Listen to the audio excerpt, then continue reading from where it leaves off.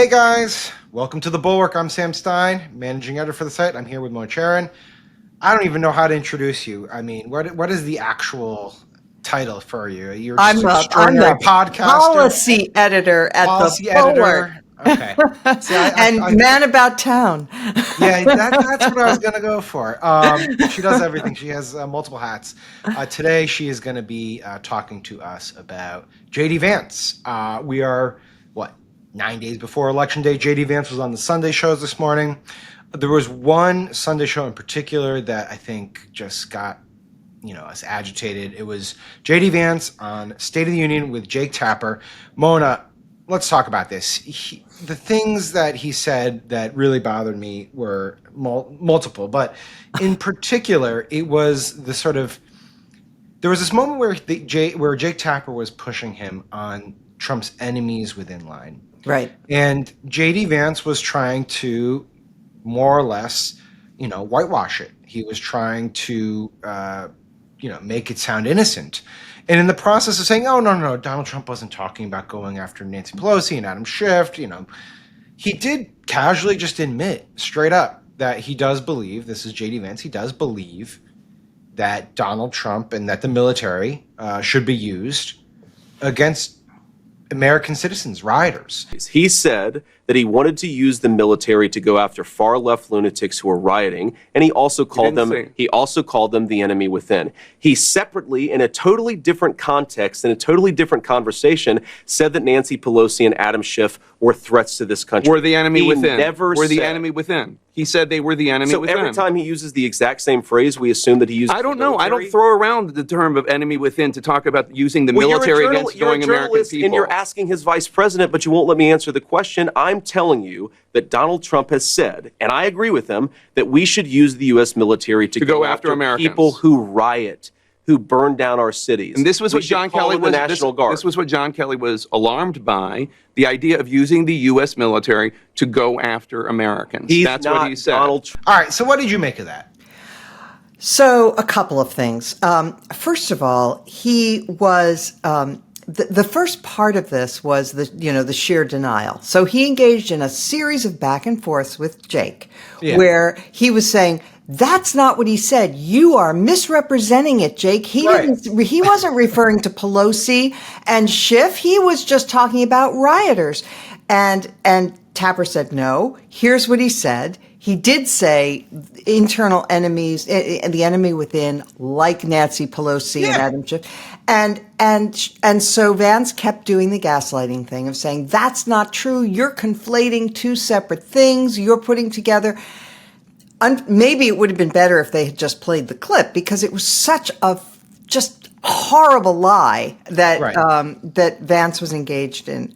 But then, he then, as you say, tries to justify it further by saying, well, when you have rioters, yes, sometimes you may need to use the military. Whoa, actually, that's not how we do things in America. No. Yeah. I mean, we have police. We have sometimes you can call in the National Guard if the governor of the state requests it, and only then. And the only time that that's not the case is if the president of the United States invokes the Insurrection Act, et cetera, et cetera. And that's scary, by the way, that the president, that a potential Trump presidency could involve invoking the Insurrection Act, because unfortunately he does have that power. But JD Vance knows that in, the overwhelming majority of situations where you, even if you do have riots, you don't call in the U.S. military. You don't call in airstrikes on Americans who are breaking the law. That's not how we do things. And people forget. I mean, this goes back to something that's been a constant theme of this election. People forget the last year of the Trump administration, because it was precisely in the wake of the George Floyd protests in Washington, D.C., when Trump wanted the park in front of the White House dispersed so he can make a triumphant walk to the cathedral across the park, that they did that. They shot tear gas. There was talk about bringing the military in. That's had these pretty horrific scenes, and I believe it was Mark Esper at that moment was like, "Whoa, that's way over the line." He felt like he was co-opted into doing this. He had no idea that this was happening. And people forget. And General Mark Milley, too. Oh, yeah, Milley, too. And people kind of forget that this happened, but that it was also highly, highly controversial. And here, I think the Overton window has moved so much that in the process saying, no, he's not talking about using the military against Adam Schiff and Nancy Pelosi, which whatever. He just wants to use it against rioters, which is American citizens. And I think we've moved the Overton window where that now is sort of the acceptable That's okay, yeah. That's Republican plank. And it's just crazy to me. Right. Utterly outside the traditions and norms that have made this country what it is. Right. And, they are genuinely inviting the kind of strongman rule that other countries have, and that, frankly, is the norm in most places around the world. Certainly it's the norm in places that Donald Trump admired. Right. And it's like, yeah. The way you said that is actually very valid, inviting it, because they're not hiding it. I mean, if they go ahead and do it, they'll just say, yeah, we campaigned on this. This is what people voted for. Exactly. Yeah, that's the thing. We will be ratifying it by our votes. And that's something that, people like Ross Douthat, who, I had on my podcast this week. I hope he'll come back. It was very polite. Sure. But, they say, well, but he was president for 4 years and he didn't do these things. And the fact is that what they keep overlooking, well, there are a few things they overlook, but one of them is that, the guardrails are only so strong. The people who stood up to Trump before did so because their understanding was this is the American way.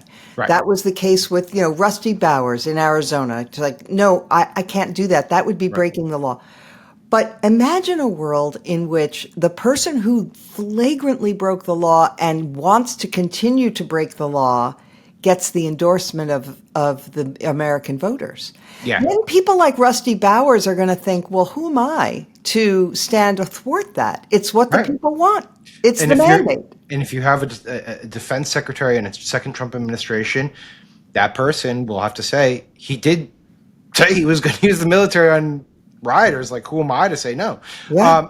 What you brought up actually segues nicely into a second part of the J.D. Vance interview this morning, which is the guardrails. So Jake Tapper asked him on several occasions, all these people who have come out warning that Trump is a fascist, that he has these tendencies.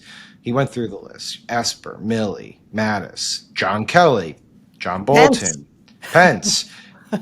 Vance's response to that, and we'll play it, and then I want you to react to it. But Vance's response to that was more or less, all these people just are neocons who are thirsting for war. Let's take a listen. So all those 10 people, including the former vice president, Mike Pence, all of these people have this horribly damaged worldview, and they're all just going after Donald Trump because they want to send people into war? That's really your argument? Absolutely. It's not like these are conservative. Absolutely, that's my argument. These are not conservative Republicans. These aren't conservative Republicans who are concerned about Donald Trump. They're not. That's not right. All of these people, Jake, they came into office thinking that they could control Donald Trump. That when he said he wanted peace in the world, Mike Pence thought he could control Donald Trump. Yes, he did. And when he found out that when he found out that he couldn't, they all turned on Donald Trump, and a lot of them got fired. And we're running, and we're trying to staff the government with people who are going to govern according to principles of peace and prosperity. Let me ask you. They're pissed off about it. All right, so there he is. He's like, look, all these people didn't like Trump because they just wanted to do war, and Trump just wants peace. Yeah. I mean... So first of all, it's preposterous because, what war is he talking about that they were all agitating for? I mean, that's just made up. But, it's also, it reveals the internal inconsistency of the whole Trump position, which is, I am a really strong, tough guy who everybody will be afraid of, and therefore that will keep world peace. At the same time that he is saying, I'm only for peace. I would never use the military. That's why you should vote for me. So how much of a threat is Putin or Xi going to think Trump is when he keeps saying that the great thing about Trump is that he would never use the military? Right. Well, also, he would only use the military against his own people in this case. Yeah, exactly. Yeah. I just find it, and also, I mean, I get Vance has in some respects, Vance has a tough job. I'm not apologizing for Vance because I think this is kind of deplorable spin on his part. But when you have the litany of people who have come out and said, no, this man is not stable. He's clearly, a problem. He has these tendencies that are autocratic. You at some point he does resonate with the voters, and I think Vance's point is he has to somehow diminish all of them at once, and then to somehow say, oh yeah, they're just thirsty for wars, and Trump is not. I don't know. It just doesn't pass the smell test. One other thing that can be said in response to this is, look, so first of all, it's unprecedented to have this many national security figures in an administration say this person is fascistic. Right.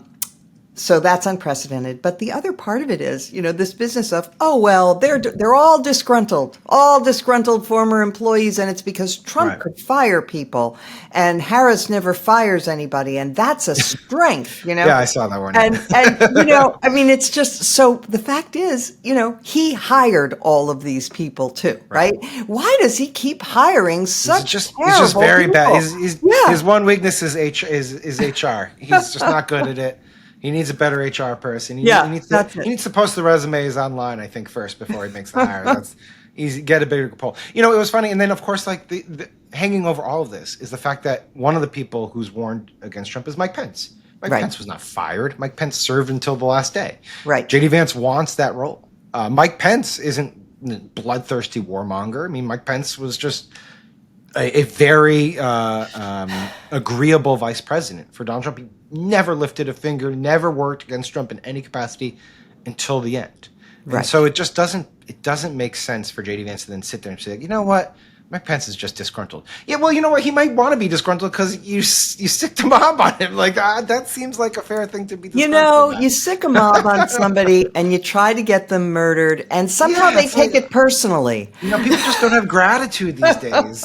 Pence should be grateful that you almost got him killed. What is wrong with Mike Pence? Last thing I want to talk about is he was asked about Liz Cheney, and he said, Donald Trump has said Liz Cheney should be put before a war tribunal.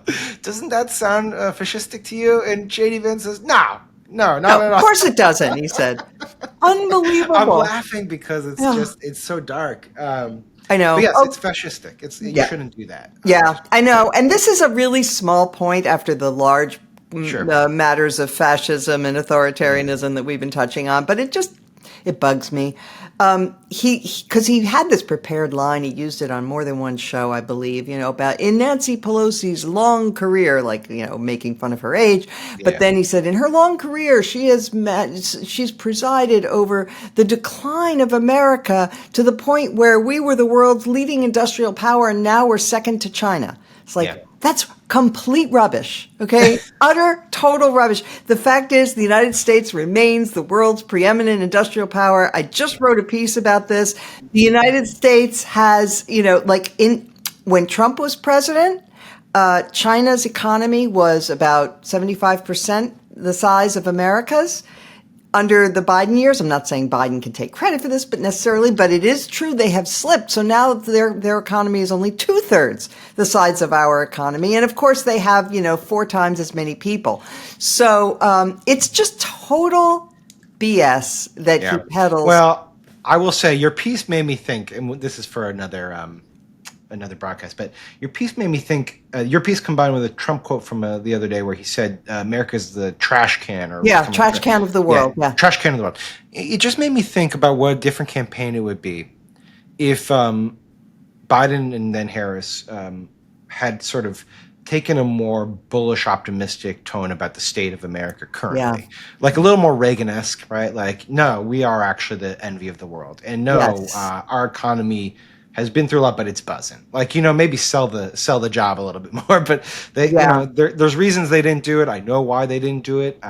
They don't want to be accused of not being sensitive to people's pain and the inflation. It's a classic Democratic thing where it's like, you can't sell your stuff or else you look like you're detached from reality.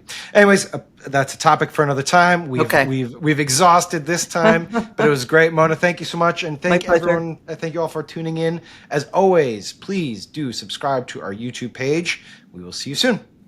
Bye.